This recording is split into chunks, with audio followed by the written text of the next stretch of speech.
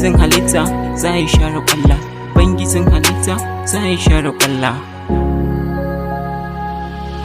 Matsayi arziki zan yi tsokaci, ka daina fankama idan akwai lokaci, ka manta rabi shi ne ya baka lokaci,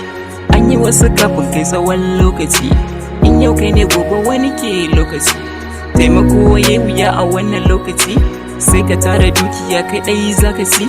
kar ka manta agogo sarkin nuna lokaci. Rayuwar wasu mata yau na ɗauka, kula da kanki babe sai ki fita sarka, sai ki sai ɗawainiyar ki saurayi ka ɗauka, ke fa mace ce mai rauni a rayuwa, mai yasa kike san sawarai damuwa? Mommy, daddy baya ku a rayuwa, hakkinku ne kula da 'ya'ya a rayuwa, sai ka haifi aka kasa ba ta kula rayuwa, ka bar ta a titi kamar 'yar tsuntsuwa,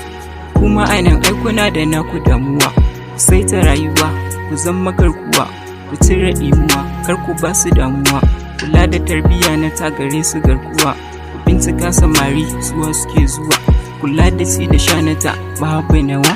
kula da ƙawaye su ma suna da damuwa, inganta rayuwa dan wata rana diyarka za ta zan uwa.